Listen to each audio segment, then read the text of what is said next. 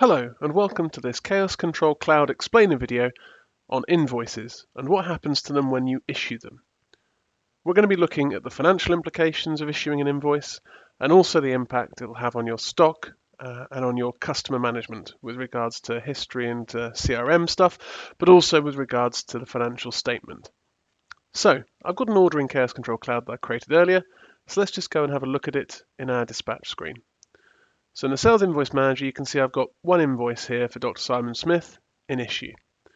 So once an invoice gets to the issue stage in Chaos Control Cloud, that means that all of your fulfillment tasks have been completed.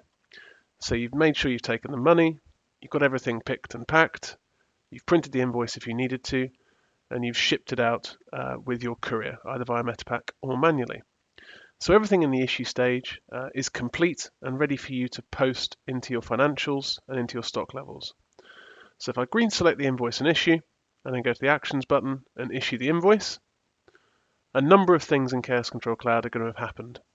So first of all, the invoice is cleared out of the issue stage and is now in our archive.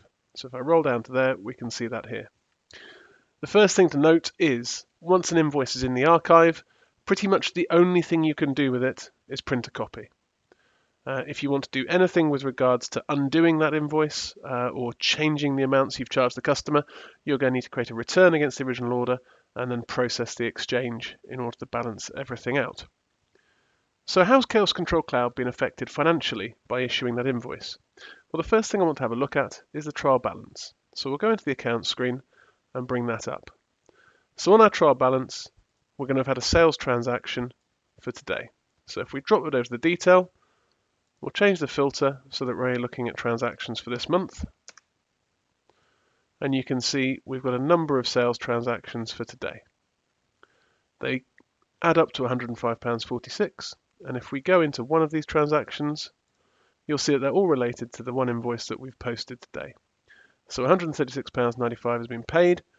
And then we've got the breakdown for our tax on sales, for our stock transactions, for the stock cost of sales, how much money we actually made profit-wise, and then our sales transactions. Secondly, those figures will have fed through to our profit and loss. So if we go back to the accounts overview and click on the profit loss report, we'll be able to see our sales transactions for the period, the stock cost of sale transactions. They'll also have fed through to our balance sheet. So again, if we go back via the breadcrumb onto the balance sheet report, and you can see that our tax on sales, our stock holding, and our debtors figures will have amended. So where else gets affected once an invoice is issued? Well, another key element are your stock items, both with regards to the movements against stock items and also with regards to your levels. So for this example, I'm going to go back to the dispatch screen and bring up the invoice that we were looking at. So the quickest way of having a look at the stock items affected will be to go to the sales order. And you can see we've got our high-speed rotary drill here. If I bring up the go-to option for that and hit on stock, first of all, we've got our stock levels at the bottom here. So these will have been updated in terms of the in-stock and the assigned and the available figures. So before we issued that invoice, we would have been at 15 in stock with 2 items assigned. Now we've issued the order for Simon, those figures have dropped down.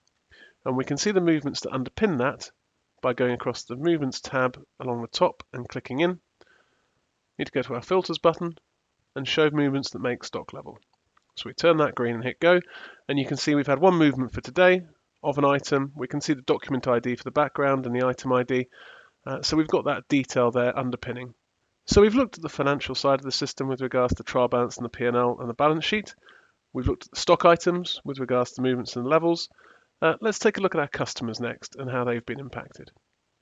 So if we go back to the sales order for Dr. Simon Smith, we can use the Actions button to go to his customer record.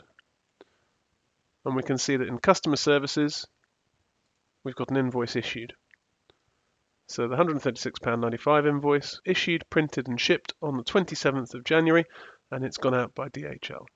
If Simon had any questions and called up our customer service team, we'd be able to update him really quickly, and all that information's at our fingertips.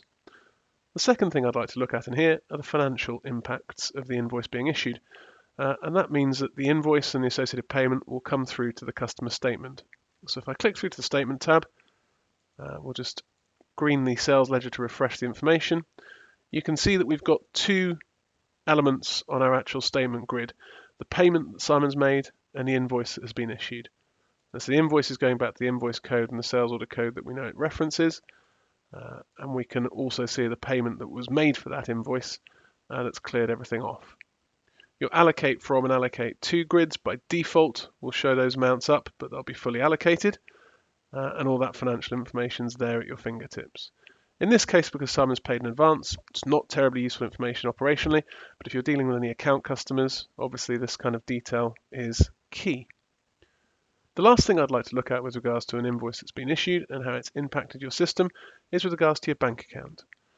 So if we go and have a look at our bank account, we'll be able to see that transaction that we've processed within our Sterling account for Simon's order. So we've got our non-banked items down here for our cash.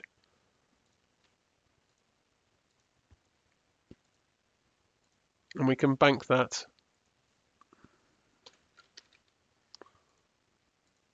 as quick as you like. And there we have it. So we've looked at how Khaos Control Cloud is affected financially when you issue an invoice. Your trial balance and your P&L and your bank account are updated. We've looked at how your stock items impacted with your movements and your levels being updated. And we've looked at how your customers updated. So your customers' order history and their statement and financial information are all in line. All from one action in Khaos Control Cloud, simply and easily updated. Thank you.